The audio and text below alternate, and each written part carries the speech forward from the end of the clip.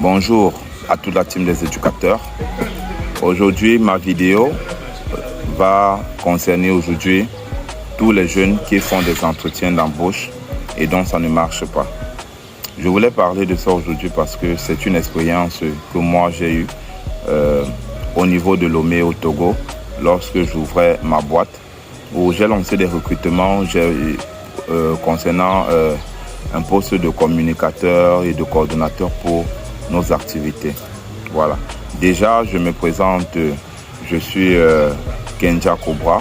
Pour ceux qui me connaissent, l'éducateur, je suis artiste et musicien, mais je suis aussi entrepreneur. Je suis opticien et actuellement, je suis étudiant en orthopsie au niveau du Togo. Voilà. Donc, moi, en fait, je fais un projet de cabinet d'optique lunetterie et de vente de lunettes, en fait. Et c'est dans ce cadre-là que voilà, je faisais des recrutements comme ça de jeunes pour coordonner en fait un certain nombre d'activités. Voilà, j'ai reçu en ce moment beaucoup de CV de personnes qui venaient postuler pour le travail, des personnes qui avaient des formations en comptabilité, gestion, ils avaient des bacs plus 3, des licences, des bacs plus 2. J'avais des personnes qui avaient des formations en communication et stratégie, voilà. Donc comme ça, j'ai reçu beaucoup de CV. Une fois que je voyais des CV, les CV étaient très touchants. Ça veut dire, dès que je recevais déjà des CV, je voyais formation en communication, stratégie, je vois des formations en gestion, comptabilité. Voilà, j'ai approché beaucoup de ces jeunes. Par exemple, j'avais une qui faisait par exemple dans la comptabilité. Je lui ai dit, bon voilà, tu fais dans la comptabilité. Je lui ai dit, mon entreprise actuellement, c'est régime avec TVA. Selon toi, qu'est-ce que ça signifie? Elle était incapable de pouvoir me répondre. Je lui ai demandé, est-ce que tu peux dresser un plan comptable, un certain nombre de choses concernant la comptabilité, comment est-ce qu'on peut catégoriser, comment est-ce qu'on peut gérer le fisc d'une entreprise qui est sur régime réel avec TVA. Elle était incapable, par exemple, de me dire quelque chose là-dessus. Pourtant, elle a une formation, une licence en comptabilité. Voilà. J'ai par contre une autre personne qui m'avait dit qu'il avait une licence en communication et stratégie. Je lui ai dit communication et stratégie. Moi, la première chose, lorsque je vois quelqu'un qui est assez diplômé, je lui dis, qu'est-ce que tu sais faire de pratique? Moi, je t'explique la structure, je te dis, qu'est-ce que tu sais faire de pratique?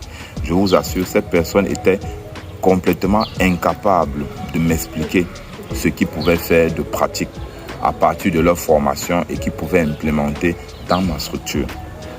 Au bout de ça, j'ai pu déceler un certain nombre de problèmes qu'aujourd'hui, j'ai décidé de parler avec vous et de vous dévoiler pour que vous, demain, lorsque vous allez faire des entretiens d'embauche, vous puissiez mieux cerner, développer ce côté-là.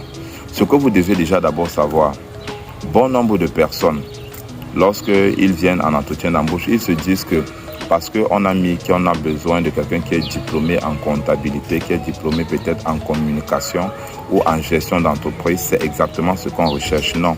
Moi, je vais vous dire aujourd'hui, lorsque les entrepreneurs font des annonces, surtout dans le privé, il faudrait le signaler parce que le public, nous savons tous comment ça fonctionne. Parce qu'avec le public, il suffit de connaître quelqu'un, même si tu n'es pas compétent, avec le diplôme requis, c'est suffisant, il faut que tu payes et puis tu acceptes. Mais lorsque nous travaillons dans l'entreprise privée, ce que les responsables ou bien le directeur d'une entreprise ou un chef d'agence recherche, c'est qu'est-ce que tu peux l'apporter de plus qui peut le permettre de produire et de faire entrer de l'argent. C'est déjà d'abord ça. Et là, on se rend compte que beaucoup de personnes ont des diplômes, mais non pas ce qu'on appelle maintenant l'expérience professionnelle. Beaucoup de jeunes n'ont pas d'expérience professionnelle. Beaucoup de jeunes n'ont pas d'expérience professionnelle. Pourquoi? Parce que les jeunes actuellement rêvent beaucoup. Vous allez voir des jeunes aujourd'hui, ils ont une licence. Tu vas lui dire, bon, ok, vas-y. Tu vas venir, tu vas travailler pour moi. Peut-être tu vas te payer peut-être 50 000, tu vas être en phase test. Lui, il estime qu'à cause du diplôme qu'il a, du niveau qu'il a, il ne peut pas toucher 50 000, il ne peut pas commencer comme ça. Pourtant, nous devons toujours commencer quelque part. Voilà. Donc, maintenant, lorsqu'il y a beaucoup de jeunes aussi, quand tu vas leur demander qu'est-ce que ta formation de pratique te permet de faire sur le terrain, j'ai posé ça à beaucoup de personnes. Ils ont été incapables de pouvoir me répondre. J'ai posé des questions. Qu'est-ce que tu peux faire? J'ai expliqué mon projet. Qu'est-ce que tu peux faire de concret dans mon projet? Qu'est-ce que tu peux apporter comme plus dans mon projet? Cette personne était incapable de pouvoir répondre. Voilà pourquoi je vais vous dire aujourd'hui. Premièrement, lorsque vous allez faire un entretien d'embauche dans une entreprise, la première des choses, c'est que renseignez-vous déjà d'abord sur cette entreprise. Quels sont les services que cette entreprise offre? Quel est le poste pour lequel il est en train de rechercher des personnes? À quoi consiste ce poste? Maintenant, qu'est-ce que je peux apporter de plus à cette entreprise? Pourquoi est-ce que le patron va me choisir moi à la place de quelqu'un d'autre? Je ne te choisirai jamais parce que tu es diplômé. Les seuls endroits où on choisit des personnes parce qu'ils sont diplômés, ça dépend. Ce sont des corps peut-être où il nécessite le diplôme de la personne pour pouvoir exercer. Je parle notamment beaucoup plus dans la médecine parce que moi je fais partie du corps de la médecine. Moi, si je veux recruter, par exemple dans la médecine, parfois ça peut arriver que je ne regarde pas trop les compétences. Je peux me dire que je peux faire apprendre cette personne au fur et à mesure, le faire acquérir de l'expérience à l'intérieur. Mais parce que nous savons tous que dans la médecine, tu ne peux pas exercer sans le diplôme. Il te faut forcément quelqu'un qui a le diplôme. Parfois même pour couvrir, par exemple, une structure que tu as besoin de ça. Donc, premièrement, comme je vous ai dit, vous devez d'abord prendre des renseignements par rapport à cette entreprise. Deuxièmement, vous devez essayer d'évaluer vos capacités. Qu'est-ce que vous pouvez apporter de plus? Sachez que la personne qui est devant vous recherche quelque chose de plus que vous pouvez l'apporter. Un talent en plus que vous pouvez l'apporter en dehors de ce qu'il demande, en dehors des compétences qu'il demande, qui peuvent permettre de développer l'entreprise. Donc, le conseil que je vous donnerai aujourd'hui, c'est de chercher toujours à acquérir de l'expérience. Même si c'est que là où on vous propose, c'est 50 000, moi je vous conseillerais toujours de débuter. Parce qu'en débutant à partir de 50 000, ça vous permet d'apprendre beaucoup de choses. Nous avons vu aujourd'hui, il y a des entreprises où il y a des personnes qui ont commencé étant vigiles, qui se sont retrouvées personnels dans l'entreprise et demain qui sont retrouvés des directeurs. Il y a des personnes qui ont commencé au plus bas de l'échelle parce qu'à cause de ce qu'ils ont appris durant leur séjour, voilà, on peut bâtir quelque chose. Parce que ce que vous devez aussi constater, c'est que lorsque vous êtes aussi parfois au plus bas de l'échelon, lorsque vous travaillez bien, ce que les recruteurs recherchent beaucoup plus, c'est des personnes qui sont dévouées, c'est des personnes qui sont loyales.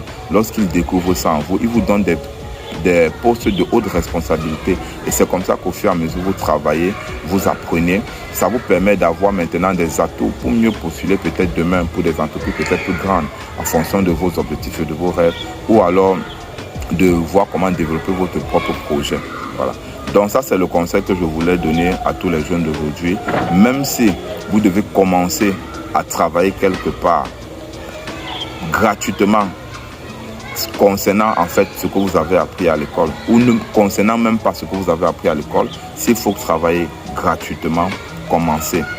Ayez un savoir-faire pratique parce que c'est ce que aujourd'hui les entrepreneurs ils recherchent. Donc c'était cette vidéo aujourd'hui pour tous mes éducateurs. J'espère que ce que j'ai dit aujourd'hui, ça a permis à bon nombre d'entre vous de comprendre un certain nombre de choses et que ça va vous aider lors de vos entretiens d'embauche. Maintenant, s'il y a des choses ou des sujets que vous voulez qu'on continue à discuter, il suffit seulement que vous m'écrivez seulement en commentaire.